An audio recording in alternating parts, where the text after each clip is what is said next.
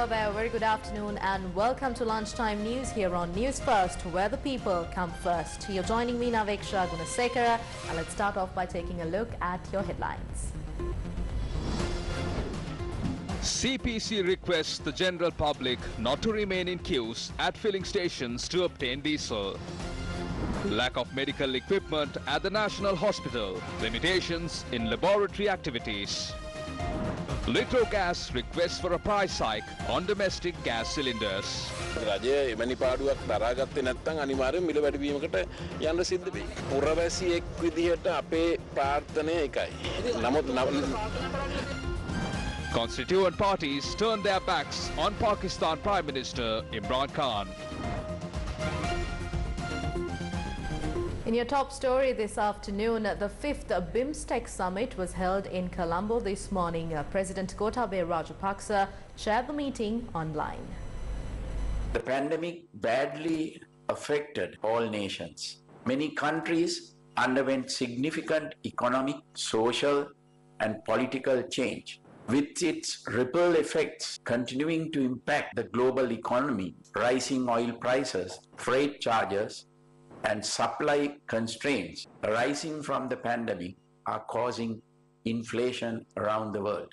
Alongside the rising cost of living, millions have suffered lost livelihoods with the closure of countless businesses, narrowing of economic opportunities, and in some instances, the fall of entire industries. Together with other global crises, in recent times, these worsening economic conditions have had profound negative impact, especially on developing nations where millions have been pushed into poverty.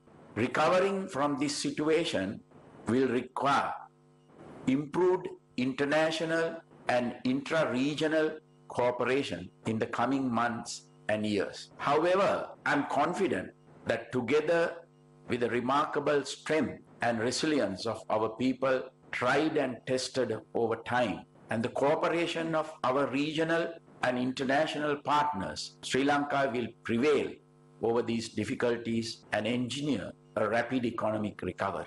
The leaders of the 6 other BIMSTEC countries joined the conference online. They spoke about boosting cooperation in terms of security, energy and economic affairs in the region. It has also become essential to give greater priority to our regional security.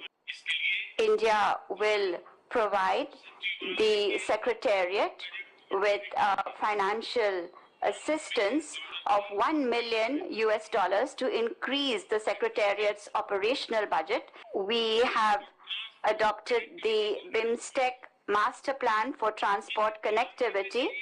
It is also time now to go beyond discussions on electric grid interconnectivity and to operationalize it. The 7 nations signed the BIMSTEC Charter on setting out a long-term vision for the regional body. 3 agreements were also signed at today's summit. These memorandums of understanding or these agreements would be based on providing legal assistance over criminal affairs, establishing a BIMSTEC technological transfer facility here in Colombo, and even enhancing cooperation between diplomatic training institutes in these BIMSTEC nations.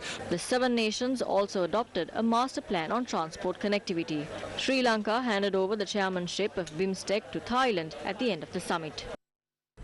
Moving on to more headline-making news, the Ceylon Petroleum Corporation has requested the general public not to remain in queues at filling stations to obtain diesel both today and tomorrow. CPC Chairman Subit Vijay Singh has said the unloading process of the shipment containing 37,500 metric tons of diesel could not go ahead as planned yesterday, and as a result, the distribution process has been hampered. However, he emphasized that diesel will be supplied continuously for essential services. The CPC chairman pointed out that the distribution of petrol will proceed as usual without any shortages. According to our correspondents, people were seen waiting in queues at filling stations across the country throughout last night as well. However, tense situations were reported in certain areas. group of people are engaging in a protest obstructing the Bandaravilla Valimara main road at the Bandaravilla town, requesting sufficient diesel stocks.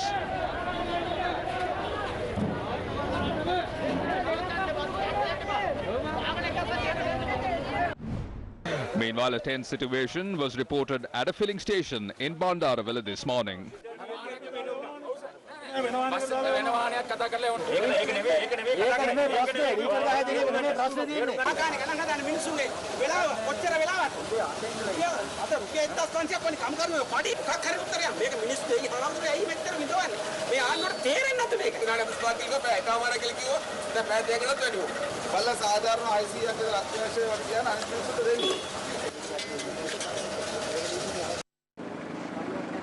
A group of bus owners arrived at the filling station in Kulupana, engaged in a protest for not receiving diesel by blocking the Panudura-Horana main road at around 11 last night. The group engaged in the protest by blocking the road for an hour, claiming the staff of the filling station had not issued diesel despite having stocks.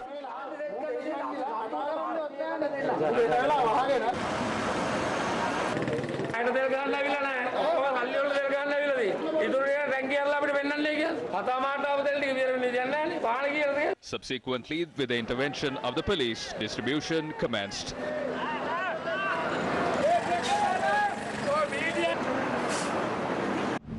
Meanwhile, a tense situation was reported since the fuel stocks were only issued to government vehicles at filling stations in Gampaha. People who stayed in long queues requested to provide diesel stocks for them as well.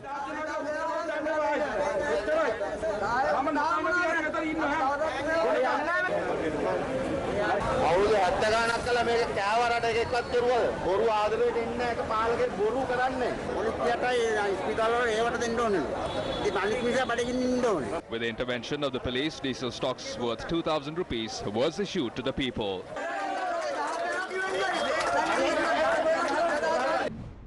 Meanwhile, long queues were observed across the country to purchase diesel. Many Bowsers were seen parked near the Butturajavilla fuel storage complex.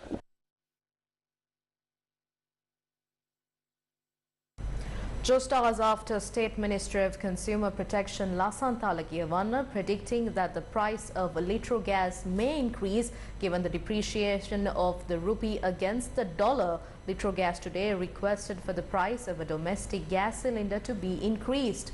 No matter how much the prices are increased, the authorities have failed to resolve the shortage of gas, and in some areas, tense situations were reported at gas distribution centres. The Balangoda police intervened to protect the consumers from the exploitation to the black market. The gas cylinders were distributed to the public from the Balangoda police station. Gas cylinders were obtained from the distributors and sold to the general public at the police station.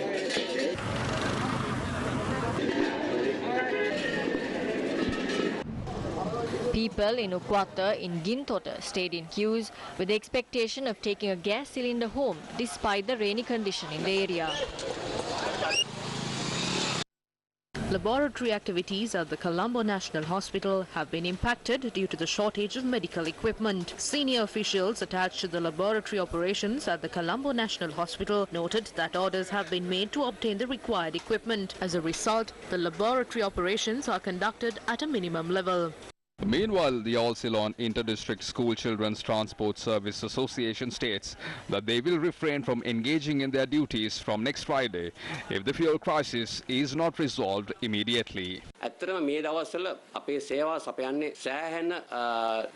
are not facing a crisis. We are left helpless, but to bring the children to schools because of their education and exams. We try to ask everyone to solve the fuel crisis. We did not get a positive answer. Therefore, if we don't find a successful solution by this Friday, we will step away from our duties.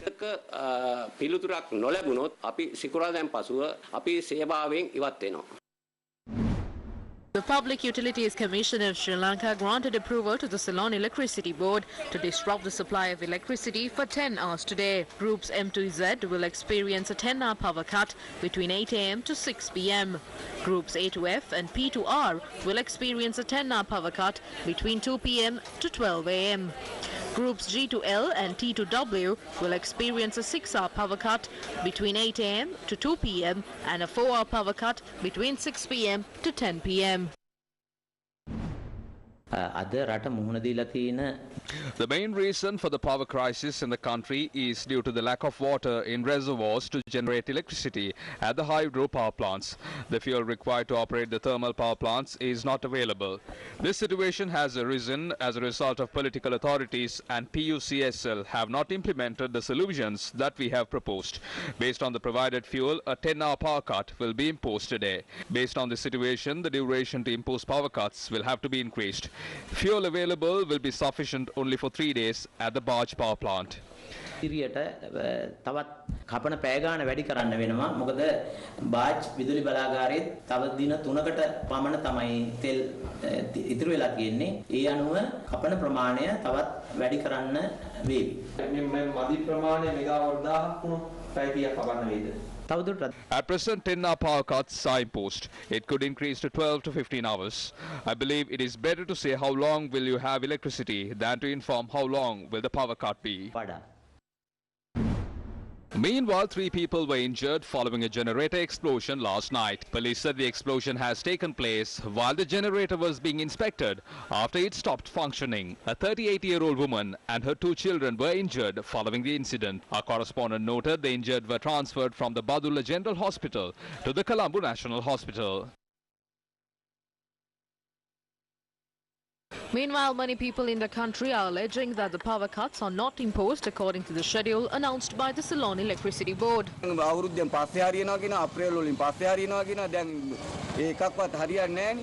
හැමදාම කපනවා තමයි ඉතින් current එක. කිසිම වැඩක් කරගන්නේ නැහැ නේ. වැඩේ කරගෙන යනකොට භාගයක් දාලා ඒ මිනිස්සයා යනවා. ඒ මිනිස්සයා එන්නේ නැහැ කරන්ට් එක එනකොට. ඒක වේදනාව දන්නේ. ඒක විදිහට මිනිස්සු විතරයි නේද? ලොකු ලොකු එතන හිටියට යාලට ඒ වේදනාව දැනෙන්නේ නැහැ. Meanwhile, an accident was reported near the Nugadhu entrance of the Southern Expressway yesterday due to the non-functioning of the signals during a power cut. The accident took place when a tipper travelling towards Pinadua collided with a 3-wheeler travelling in the opposite direction.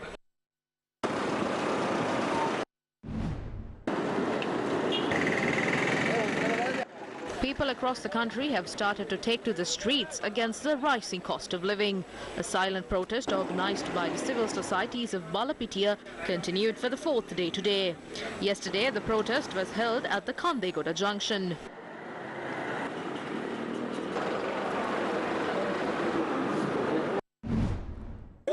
A protest march organised by the Samagi Janabalavekya against the rising cost of living was held in Matuldania in Madudumbarakandi. The protesters marched from the Matuldania junction to the Bogavilla grounds.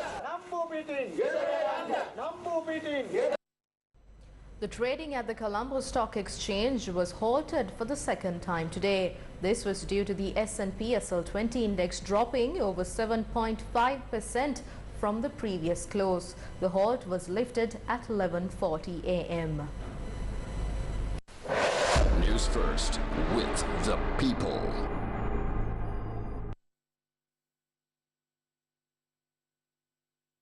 Moving on to news overseas, Imran Khan-led Pakistan Tehreek-e-Insaf government received a massive blow by key ally and the main coalition partner MQMP after it struck a deal with the opposition Pakistan People's Party. Currently, the Imran Khan government has lost its majority in the lower house of Pakistan's parliament following the late-night development days ahead of the no-confidence motion or no-trust vote against Imran Khan.